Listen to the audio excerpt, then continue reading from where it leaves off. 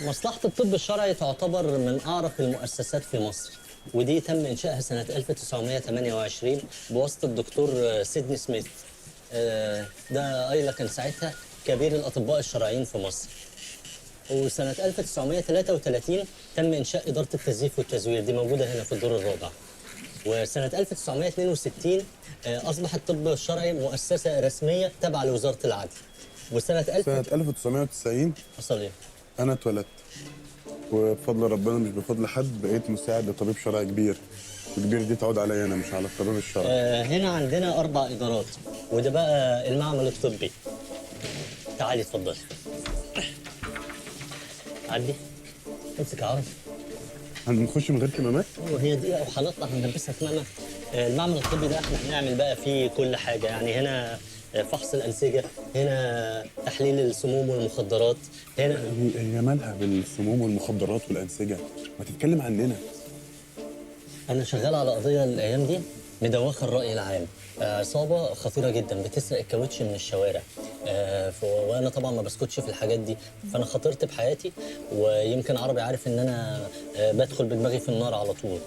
أنا عملت إيه بقى؟ فكرت في فكرة عبقرية، خدت موبايل عربي ورميته في عربية النقل اللي فيها الكاوتش عشان أقدر أتتبع سير العربية. فأول ما الموبايل يفتح يا أيلا هقدر على طول أوصل للعصابة. الموبايل لا هيفتح ولا هيتنيل. فكرتني ليه بالتليفون؟ أنا ما كنت صدقت نسيته يا دكتور. الأوضة دي سنة 1920 كانت عبارة عن طب دكتور هي مش معانا، هي مش انترست خالص باللي احنا بنقوله. يعني اسمها انترستد. سليم هي انترستد باللي انا بقوله وغير انترستد باللي انت بتقوله، فما تتدخلش ما تحشرش نفسك. سليم هي انترستد باللي انا بقوله وغير انترستد باللي انت بتقوله على الاطلاق، عشان كده ما تتدخلش بيني. انت ما تقعدش ترسم عليا. مش عارف يعني اعمل عشان تعالي يا ايضا. تعالي بس سيبك من العيال دلوقتي، العيال كويسه. أمرني يا دكتور. ايه اللي بيحصل ده؟ مش عارف. دكتور حمدي عمال يستعرض في مكان تقريبا بيبيعه وجايب ضيوف. قلت له ما ينفعش هنا ضيوف. قال لي يا ابني انا الكل في الكل هنا. ايه المهزله دي؟ تعالي قوم يا دكتور فؤاد، قوم اقعد في اي حته. تعالي اتفضل. طب سيب العيال بس ما تقلقيش. بس يا مليك، بس يا حبيبي. دكتور ايوه جالك استدعاء. دكتور عصام. انا جاي لك تاني، شوف هتشرب ايه. ايوه يا دكتور. انت ما قريتش اليافطه اللي على المبنى من بره؟ اللي هي مصلحة الطب الشرعي؟ يعني مش المتحف المصري؟